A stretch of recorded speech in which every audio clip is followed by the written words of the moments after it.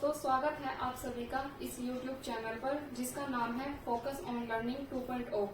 कल वाली क्लास में हमने दोस्तों संख्या और उसके प्रकार के बारे में पढ़ा था। आज वाली क्लास में हम जो कुछ पॉइंट्स रह गए हैं उनके बारे में जानेंगे। अगली वाली क्लास में हम दोस्तों अभ्यास के प्रश्न करेंगे क्योंकि आज हमारी थ्योरी कंप्लीट हो जाएगी। तो चलिए दोस्तों शुरू करते हैं इस क्लास को। इसमें हम कुछ महत्वपूर्ण पॉइंट्स को पढ़ेंगे। देखिए, जैसे कि स्थानीय मान। सबसे पहले हम सीखेंगे कि स्थानीय मान कैसे निकालते हैं, इसको कैसे ज्ञात किया जाता है। इसके बाद रोमन प्रणाली, फिर परिमेय संख्या ज्ञात करना। कोई दो परिमेय संख्या आपको दी होगी और आपसे पूछा जाएगा कि इनके बीच में कितनी परिमेय संख्या है, ये कैसे ज्ञात करते हैं, आज हम ये सीखेंगे। इसके बाद है पूर्ववर्ती व अनुवर्ती संख्याएं ज्ञात करना। तो दोस्तों चलिए शुरू करते हैं। सबसे पहले हम पढ़ेंगे स्थानीय मान के बारे में।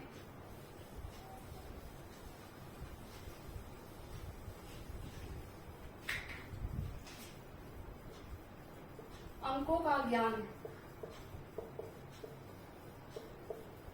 अंकों के ज्ञान के बारे में जानते हैं। अंकों का ज्ञान दो तरह का होता है। एक सबसे पहला वास्तविक मान,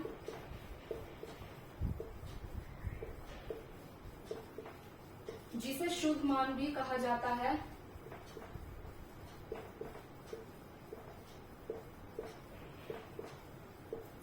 और इंग्लिश में इसे कहते हैं फेस वैल्यू। दूसरा होता है दोस्तों स्थानीय मान,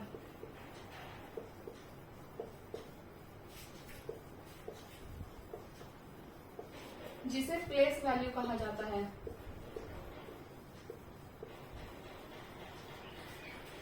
ये दो तरह, अंकों का ज्ञान दो तरह का होता है। वास्तविक मान फेस वैल्यू, स्थानीय मान प्लेस वैल्यू।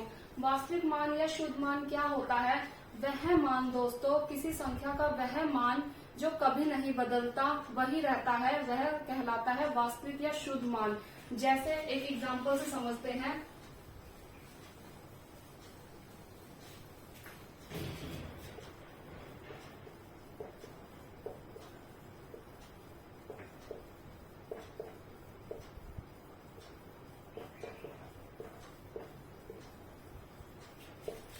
किसी अंक का वह मान जो कभी नहीं बदलता, वह वास्तविक मान कहलाता है।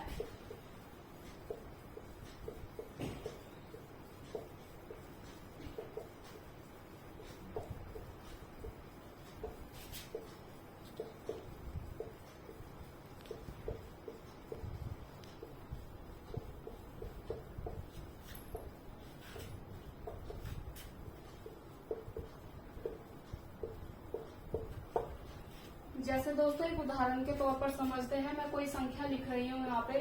जैसे मान लीजिए मैंने लिखा 632। 632 में आपसे पूछा जाए कि 3 का वास्तविक मान या फेस वैल्यू निकालिए, तो आप कैसे निकालेंगे? अभी हमने पढ़ा कि वास्तविक मान वह होता है जिसका मान कभी नहीं बदलता। तो दोस्तों अगर आपसे पूछा जाए कि 3 का वास्तविक मान निकालिए, तो 3 का वास्तविक मान 3 ही रहेगा, क्योंकि इसका मान कभी नहीं बदलता। अगर आपसे पूछा जाए 2 का वास्तविक मान निकालिए, तो 2 का वास्तविक मान भी 2 ही रहेगा। इसी प्रकार अगर 6 का वास्तविक मान पूछा जाए, फेस वैल्यू पूछी जाए, तो 6 के वास्तविक मान भी 6 ही रहेगा। इसे बोलते हैं वास्तविक मान। इसके बाद हम पढ़ते हैं स्थानीय मान के बारे में।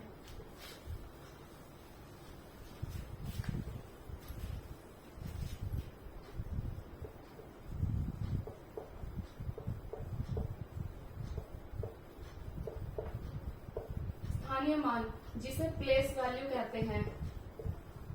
जैसा कि आपको इसके नाम से ही पता लग रहा है दोस्तों, किसी संख्या का वह मान जो किसी स्थिति के अनुसार बदलता है, तो उसे कहते हैं स्थानीय मान।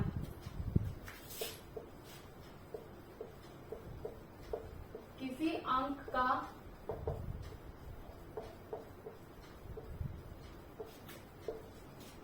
वह मान जो स्थिति के अनुसार बदलता है, जो स्थान की स्थिति के अनुसार।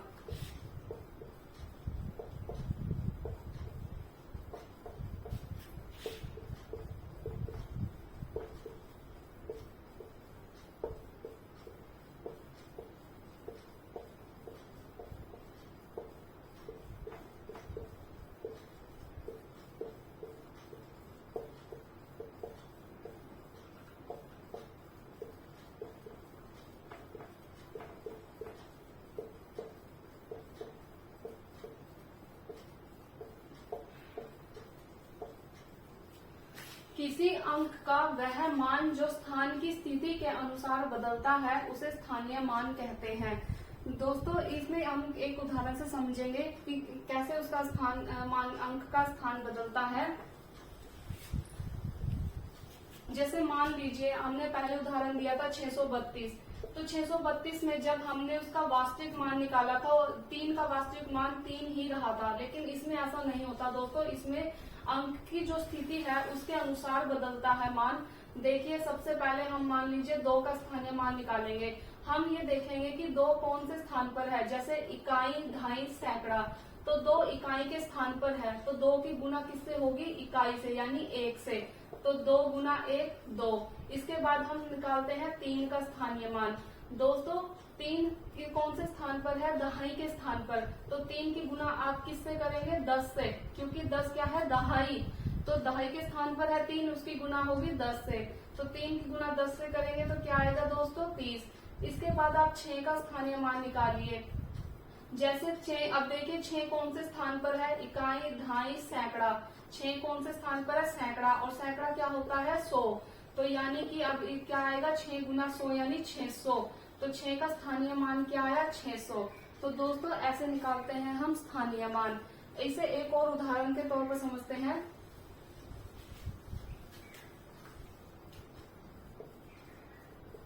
जैसे मैं कोई संख्या लिख रही हूँ 4320, इसका स्थानीय मान निकालते हैं। आपसे पेपर में कई बार ऐसे भी पूछा जाता है किसी एक अंक का स्थानीय मान निकालिए, 4 का या 3 का या 2 का, और कई बार आपसे पूछा जाता है कि पूरी संख्या का ही स्थानीय मान निकालिए, तब आप कैसे करेंगे। तो चलिए निकालते हैं। वही सबसे पहले देखिए 0 क्या है, इकाई के स्थान पर, ये दहाई के स्थान पर, सैकड़ा और हजार। अगर 0 इकाई के स्थान पर है तो 0 की गुना आप किससे करेंगे, 1 से। 0 की गुना आप किसी से भी करिए तो आपका आंसर हमेशा 0 ही आता है। अब 2 का स्थानीय मान निकालते हैं। 2 कौन से स्थान पर है, दहाई के स्थान पर, तो 2 की गुना आप किससे करेंगे, 10 से, तो 2 की 10 से गुना करेंगे तो क्या आएगा, 20। इसके बाद 3 का स्थानीय मान निकालते हैं। 3 कौन से अंक पर स्थान पर है, इकाई, ढाई, सैकड़ा, तो 3 की गुना आप किससे करेंगे, 100 से, तो 3 की गुना 100 से करने के बाद क्या आया, 300। अब निकालते हैं 4 का स्थानीय मान। दोस्तों 4 का स्थानीय मान निकालने से पहले देखिए कि 4 का अंक कौन से स्थान पर है, इकाई, ढाई, सैकड़ा, हजार, तो 4 की गुना आप किससे करेंगे, 1000 से, तो 4 की गुना जब 1000 से करेंगे तो क्या आएगा, 4000। तो दोस्तों इनका स्थानीय मान ऐसे निकालते हैं। ये है, इसे बोलते हैं स्थानीय मान। आई होप कि आप स्थानीय मान निकालना सीख गए होंगे।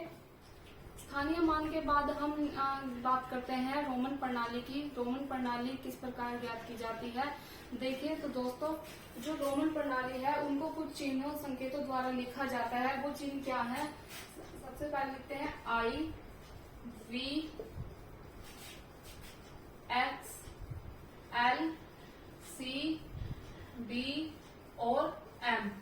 अब इनका जो मैंने लिखा है I, V, X, L, C, D, M, इनका जो हिंदू अरेबिक प्रणाली है उसमें क्या मान होता है,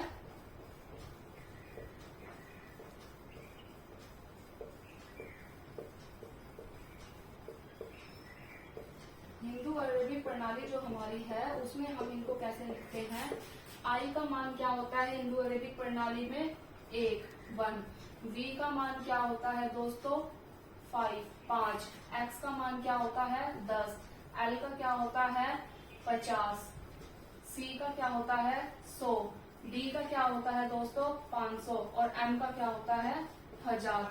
ये जो आप 7 चिन्ह देख रहे हैं, 1 2 3 4 5 6 7, ये जो रोमन चिन्ह आप देख रहे हैं दोस्तों, इन्हीं के द्वारा सभी रोमन संख्या लिखी जाती है।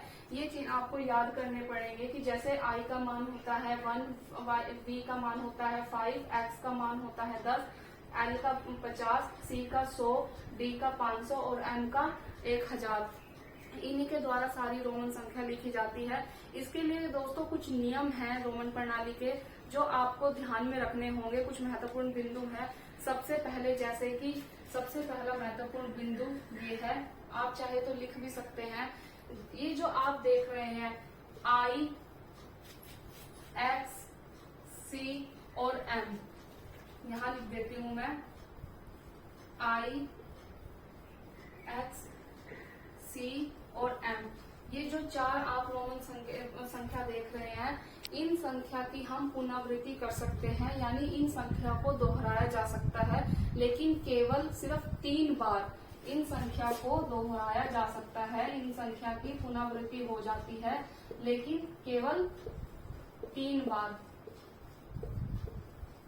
इन संख्या को केवल 3 बार ही दोहराया जा सकता है। इसके अलावा जो संख्या बची वी, एल, डी, इनकी पुनरावृत्ति नहीं होती है दोस्तों। अब इसको हम समझते हैं एक एक उदाहरण के जरिए कि इनको कैसे दोहराया जाता है। देखिए,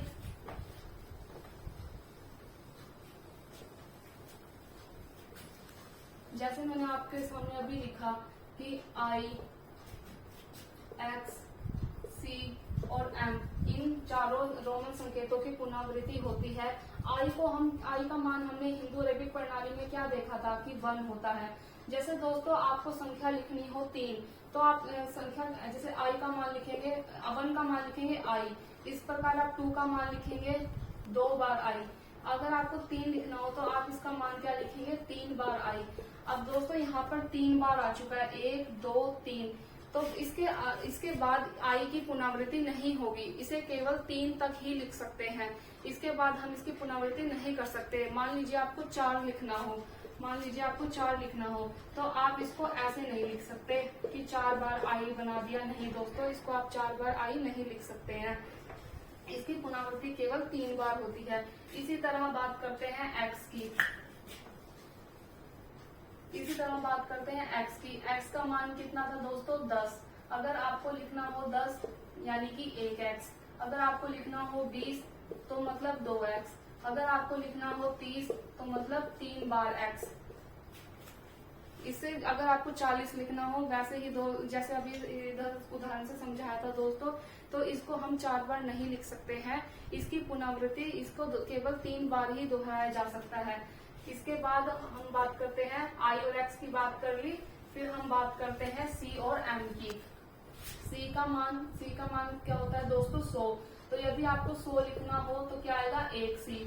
अगर आपको 200 लिखना हो तो क्या आएगा, 2c।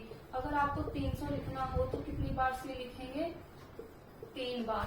इसी तरह एम का मान क्या होता है, 1000। तो अगर आपको 1000 लिखना हो तो क्या 1 बार m लिखेंगे। अगर आपको 2000 लिखना हो तो कितनी बार m लिखेंगे, 2 बार। अगर आपको 3000 लिखना हो तो आप कितनी बार m लिखेंगे, 3 बार। इसे दोस्तों आप चाहे तो नोट भी कर सकते हैं। ये था पहला नियम कि आई, एक्स, सी और एम, केवल यही 4 चिन्ह हैं जिनकी पुनरावृत्ति होती है, इसके अलावा किसी की पुनरावृत्ति नहीं होती है। इसके बाद हम पढ़ते हैं दूसरा मेन पॉइंट। इसमें कुछ महत्वपूर्ण बिंदु हैं जिन्हें आपको ध्यान में रखना होगा। हमारा दूसरा महत्वपूर्ण बिंदु है कि अगर हम किसी संख्या के ऊपर, यानी हम मान लीजिए x लिख देते हैं, x का मान 10 होता है, अगर हम किसी संख्या के ऊपर बार लगा देते हैं, दूसरा पॉइंट, अगर हम किसी संख्या के ऊपर x के ऊपर बार लगा देते हैं तो उस संख्या का मान 1000 गुना ज्यादा बढ़ जाता है। कैसे, आप जानते हो कि x का जो मान होता है वो कितना होता है, 10। हिंदू अरेबिक प्रणाली में 10 होता है। तो अगर इसके ऊपर बार आ जाता है तो बार का मतलब इसका जो मान है वो 1000 गुना बढ़ गया है। तो अब आप इन दोनों की गुना कर दीजिए। इन दोनों की गुना करने के बाद आपके पास क्या आएगा, 10,000। इसी तरह अगर हम एक और उदाहरण ले लेते हैं, हम मान लीजिए हम सी के ऊपर बार लगा देते हैं और बोलते हैं कि सी इसकी वैल्यू ज्ञात कीजिए। तो आप सभी जानते हैं कि सी की वैल्यू 100 होती है। सी की जो मान होता है वो 100 होता है। अब इसके ऊपर बार लगा हुआ है, बार का मैंने अभी आपको बताया कि किसी भी संख्या के ऊपर अगर बार लगा है तो इसका मतलब उसका मान 1000 गुना ज्यादा बढ़ गया है, यानी आप उसकी गुना 1000 से कर देंगे। सबसे पहले तो आप ये देखेंगे कि क्या लिखा हुआ है, सी लिखा हुआ है तो उसकी मान लिखेंगे, सी का मान 100, अगर बार लगा हुआ है तो मतलब आप उसकी गुना 1000 से कर देंगे। तो दोस्तों अब इसकी गुना करके लिख दीजिए क्या आएगा। तो आई होप आप दूसरा जो मेन महत्वपूर्ण बिंदु है उसको समझ गए होंगे पहला था कि सिर्फ 4 ही चिन्हों की पुनरावृत्ति होती है, दूसरा है बार वाला कि जिसके संख्या के ऊपर बार लगा हो तो उस अंक का मान 1000 गुना बढ़ जाता है। इसके बाद जो दोस्तों तीसरा महत्वपूर्ण पॉइंट है वो क्या है, महत्वपूर्ण बिंदु, कि आई को केवल v तथा x में से ही घटाया जा सकता है। आई मतलब कि आपने देखा था आई की वैल्यू क्या होती है 1, उसको केवल v तथा x में से ही घटाया जा सकता है। इसके बाद महत्वपूर्ण बिंदु है x को केवल l तथा c में से ही घटाया जा सकता है। ये आपको दोस्तों ध्यान में रखना होगा। इसके बाद ही आप जो इस तरह के जो सवाल है उन्हें कर सकते हैं। उसके बाद है c को केवल d व m में से ही घटाया जा सकता है। ये मतलब कुछ जरूरी बिंदु हैं जिन्हें आपको याद रखना होगा। इसके बाद जो है इसके बाद के जो 2 महत्वपूर्ण बिंदु हैं वो बहुत ज्यादा जरूरी हैं, उन्हें आपको बहुत ध्यान में रखना होगा तथा उनसे ही आपसे ज्यादातर सवाल पूछे जाते हैं पेपर में। सबसे पहला क्या है, जैसे अब मतलब कोई आप लिख भी सकते हैं कि यदि कोई कम मान वाला अंक, कम मान वाली संख्या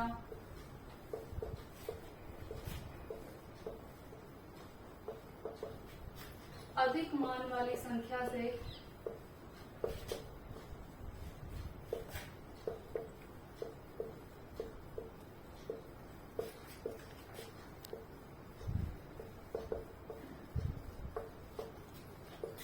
पहले आती है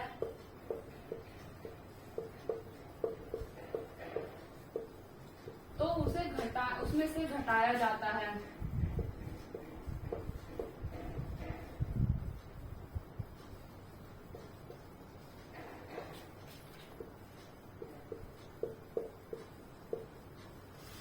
यदि कोई कम मान वाली संख्या अधिक मान वाली संख्या से पहले आती है तो उसे उस संख्या में से घटाया जाता है। जैसे एक उदाहरण से समझते हैं।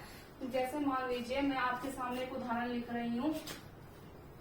ये मान लीजिए मैंने आई और वी लिखा। अब दोस्तों ध्यान से देखिए कि कम मान वाले इन दोनों के मान देखिए। सबसे पहले तो जो आई का मान होता है वो क्या होता है 1, और जो v का मान होता है वो क्या होता है 5। ये इनका मान है। तो अगर कोई कम मान वाली संख्या अधिक मान वाली संख्या से पहले आ रही है, मतलब पहले आ रही है, तो उसको उस संख्या में से घटाया जाता है। यानी ज्यादा मान वाली संख्या में से उसको घटाया जाता है। तो आप कैसे लिखेंगे इसे, 5 में से 1 को घटा देंगे, क्या आएगा आपके पास 4।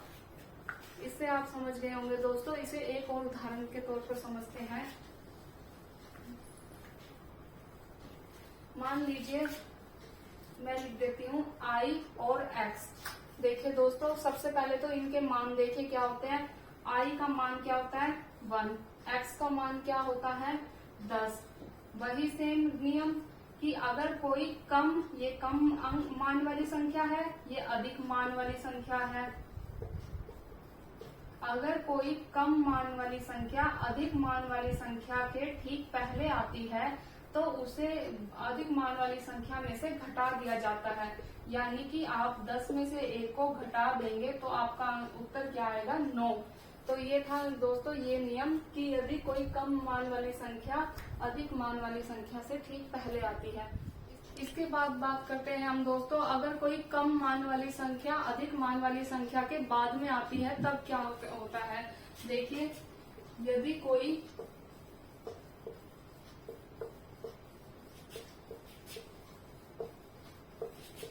कम मान वाली संख्या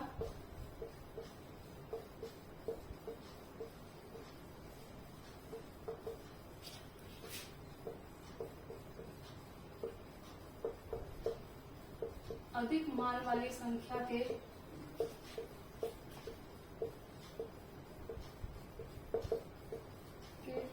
बाद में या दाहिनी ओर आती है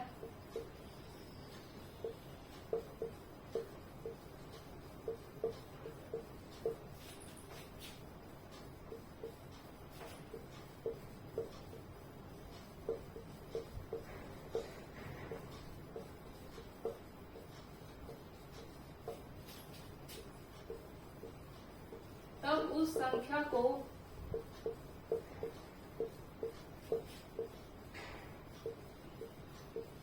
दूसरी संख्या के साथ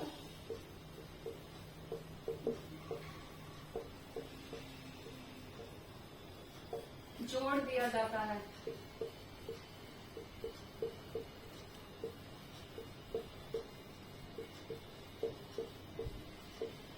पहले नियम में आपने क्या पढ़ा, इससे पहले नियम में कि यदि कोई कम मान वाली संख्या अधिक मान वाली संख्या के पहले आती है तो उसे घटाते हैं, और यदि कोई कम मान वाली संख्या अधिक मान वाली संख्या के दाहिनी ओर या ठीक बाद आती है तो उसे उसमें जोड़ दिया जाता है। जैसे हमने एक अभी उदाहरण समझा था, इसमें उदाहरण लेते हैं जैसे b और i। अब सबसे पहले तो दो के मान देखिए, b का मान क्या होता है 5 और i का मान क्या होता है 1।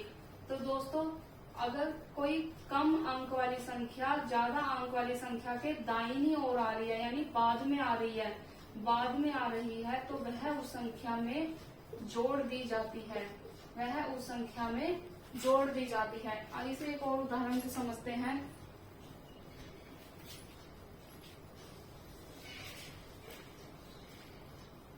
जैसे c और x, c की आप मान जानते हैं, c का मान क्या होता है 100, x का मान क्या होता है 10। तो दोस्तों देखिए जो अधिक मान वाली संख्या है, कम मान वाली संख्या उसके बाद में है, यानी दाहिनी ओर है, तो इसमें इस संख्या को हम क्या करेंगे जोड़ देंगे। उम्मीद है कि आप ये दोनों महत्वपूर्ण बिंदु समझ गए होंगे। तो इसके बाद हम बात करेंगे परिमेय संख्या ज्ञात करना। दो परिमेय संख्याओं के बीच कैसे परिमेय संख्या ज्ञात की जाती है। तो चलिए शुरू करते हैं।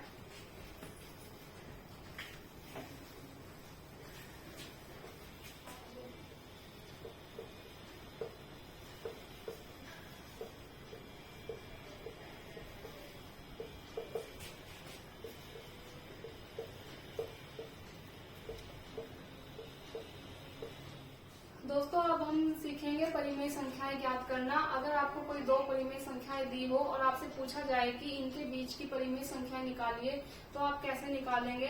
सबसे पहले हम क्या करेंगे, जो भी दो परिमेय संख्या दी होंगी उनके योग को, यानी उनको प्लस करके उन्हें 2 से भाग दे देंगे। इससे हमारी तीसरी परिमेय संख्या निकल जाएगी। तो चलिए शुरू करते हैं, इसे एक उदाहरण से समझते हैं। जैसे कोई उदाहरण ले लेते हैं हम 2/3 व 1/2। चलिए इसे देखते हैं। मैंने बताया कि आपको कोई भी दो परिमेय संख्या होगी उनके योग को, योग मतलब जोड़, तो सबसे पहले इसे हम क्या करते हैं जोड़ देते हैं। जोड़ने के बाद उनको दोनों परिमेय संख्याओं के योग को 2 से भाग देते हैं। यहाँ तक समझ आ गया आपको। अब हम क्या करेंगे, पहले ऊपर वाली संख्याओं को सोल्व करेंगे, उन्हें हल करेंगे, उसके बाद हम इसे 2 से भाग करेंगे। इसे हल करने के लिए आप क्या करेंगे, इन दोनों संख्याओं का एलसीएम निकालते हैं। एलसीएम आप सभी एलसीएम निकालना जानते हैं, लेकिन फिर भी हम कर लेते हैं। किसका एलसीएम निकालेंगे आप, 3 का और 2 का। तो देखिए दोस्तों 3 व 2 का एलसीएम निकालते हैं। 3 तो सबसे पहले हम जो हमारी परिमेय संख्या होती है, प्राइम नंबर होते हैं, उनसे शुरू करते हैं एलसीएम निकालना। तो ये 2 से तो भाग नहीं होता, लेकिन ये हो जाता है। तो करिए 2 से 3 को भाग करेंगे, ये नहीं हुआ। जब वो कोई नंबर किसी से भाग नहीं होता तो उसको एज इट इज ऐसे का ऐसे ही नीचे लिख देंगे। इसके बाद 2 को भाग करेंगे 2 से, तो 2 एकम 2। अब यहाँ क्या बच गया दोस्तों 3। ये हमें एलसीएम में तब तक दोस्तों पहाड़ा पढ़ना है जब तक यहाँ पर दोनों जगह 1-1 ना आ जाए। तो अब हम इसे किसे भाग करेंगे, 3 को 3 से, 3 एकम 3 और 1 का 1। तो आपको आपके पास दोस्तों 1-1 आ गया। तो अब इनकी गुना कर दीजिए। 2 की 3 से गुना करेंगे तो क्या आएगा 6। तो ये आपका एलसीएम निकल गया। तो लिख लीजिए एलसीएम क्या है आपका 6। दोस्तों एलसीएम निकल गया। अब इसको कैसे करेंगे आप, जो नीचे वाली संख्या है उसको आप इस एलसीएम से क्या करेंगे भाग। इससे आप उसे क्या करेंगे भाग। 3 से जब 6 को भाग करेंगे तो क्या आएगा 2। जो भी संख्या आपके पास आती है उसे आप ऊपर वाली संख्या से क्या कर देंगे, गुना कर देंगे। तो 2 को जब 2 से गुना करेंगे तो क्या आएगा, 4। इसके बाद क्या है, जोड़ का निशान। इसी तरह इसमें करिए, नीचे वाली संख्या से क्या करेंगे दोस्तों, 2 से 6 को क्या करेंगे, भाग। 2 से 6 को भाग करेंगे तो आपके पास क्या आएगा, 3। अब जो ऊपर वाली संख्या है यानी कि अंश है उसे आप इसे क्या कर देंगे, गुना। तो 3 एकम 3, ये आपका दोस्तों हो गया। इसके बाद इसके नीचे क्या दिया हुआ है, 2। तो अब इन्हें पहले हल कीजिए। 4 में 3 को जोड़ेंगे तो क्या आएगा, 7।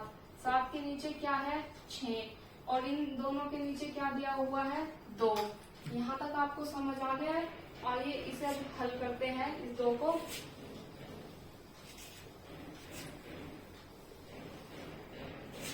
तो दोस्तों क्या था, 7/6, उनके नीचे 2। जब भी आपको कोई ऐसी संख्या दी हो दोस्तों, जो हमारा फ्रैक्शन होता है, भिन्न होता है, वो 4 उसमें नंबर में होता है, यानी कि 1 2 3 4, 1 2 3 4, 1 2 3 4। अभी हमारे पास यहाँ कुछ नहीं है तो 2 के नीचे हम क्या लगा देते हैं, 1। 2 के नीचे, जिसके नीचे संख्या के नीचे कोई मान नहीं होता उसके नीचे हम 1 मान लेते हैं। तो आइए अब इसे कैसे करेंगे। ये तो जो हमारे जो ऊपर वाले अंश और हर है ये तो ऐसे ही रहेंगे, इनको आपको परिवर्तन इनमें कुछ नहीं करना है। जो इसके बाद के अंश और हर है इन्हें आप कैसे करेंगे, जो ये हर है ये ऊपर, जब हम इसे ऊपर लेकर जाएंगे तो इनका निशान क्या हो जाएगा, गुना का हो जाएगा। जब आप इस संख्या को ऊपर लेकर जाएंगे तो इसका निशान गुना में बदल जाएगा, और जो आपका नीचे हर है यानी सबसे नीचे है वो कहाँ आ जाएगा, ऊपर, और जो आपका अंश है वो कहाँ आ जाएगा, नीचे, हर की जगह पर। यहाँ तक समझ आया आपको। तो अब इसकी गुना को हल करते हैं। 7 की 1 में गुना करेंगे आप 7, और 6 की 2 में गुना करेंगे 6 दूनी 12। तो आपके पास क्या आ गया दोस्तों, 7/12। और वो हमारे बाकी 2 परिमेय संख्याएं कौन सी थी, 2/3 व 1/2। और अब हमारी तीसरी संख्या कौन सी निकल कर आ गई है, 7/12। ये हमारी तीसरी परिमेय संख्या आ गई है। इसके बाद जो दूसरा स्टेप है उसमें आप अगली परिमेय संख्या कैसे ज्ञात करेंगे। तो दोस्तों अगली परिमेय संख्या ज्ञात करने के लिए आप इन तीनों संख्याओं में से कोई भी 2 संख्याएं ले सकते हैं अपनी मर्जी से। मान लीजिए आप इन दोनों को लेना चाहते हैं तो बिल्कुल वैसे ही कीजिए कि इन दोनों के योग को, इन दोनों संख्याओं के योग को 2 से भाग कर दीजिए। और अगर आप ये दोनों संख्याएं लेना चाहते हैं तो तब भी ऐसे ही कीजिए, इन दोनों के योग को 2 से भाग कर दीजिए। इससे आपकी और परिमेय संख्या निकल कर आ जाएंगी। और अगर आपसे सवाल पेपर में पूछा जाता है कि 2 परिमेय संख्याओं के बीच में कितनी परिमेय संख्या होती है, तो आप लिखें, अपना उत्तर देंगे असंख्य, कि किन्हीं भी 2 परिमेय संख्याओं के बीच में असंख्य परिमेय संख्याएं पाई जाती हैं। जैसे अभी मैंने ये तीसरी परिमेय संख्या निकाली, तो आपको जो उदाहरण दिया हुआ था, अब आप इन दोनों से निकाल सकते हैं चौथी परिमेय संख्या, फिर इन दोनों से निकाल सकते हैं 5वीं परिमेय संख्या। इसके बाद जो आपका उत्तर आएगा उससे आप और निकाल सकते हैं। तो किन्हीं भी 2 परिमेय संख्याओं के बीच में असंख्य परिमेय संख्याएं पाई जाती हैं। इसके बाद जो हमारा लास्ट पॉइंट है, अंतिम बिंदु है, वो है पूर्ववर्ती व अनुवर्ती संख्या। आइए उसके बारे में जानते हैं। इसके बाद हम पढ़ते हैं पूर्ववर्ती व अनुवर्ती संख्या। तो सबसे पहले जानते हैं पूर्ववर्ती संख्या के बारे में।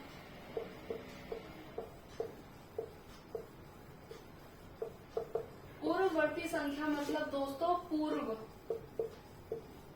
पूर्ववर्ती या फिर ठीक पहले वाली संख्या।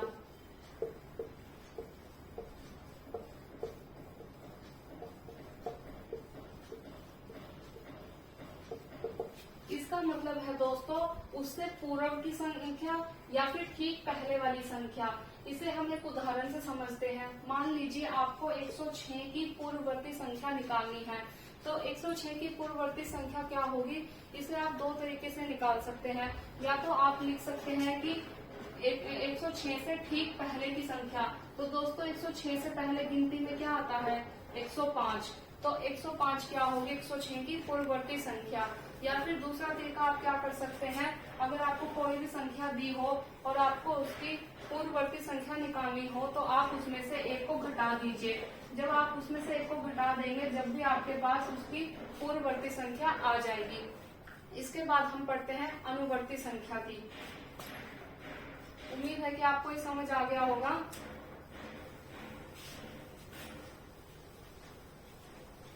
इसके बाद हम बात करते हैं अनुवर्ती संख्या की। आपने पूर्ववर्ती संख्या में पढ़ा कि ठीक पहले वाली संख्या। अनुवर्ती संख्या इसकी विपरीत है, इसे उत्तरवर्ती संख्या भी कहते हैं। इसे दोस्तों उत्तरवर्ती संख्या भी कहते हैं।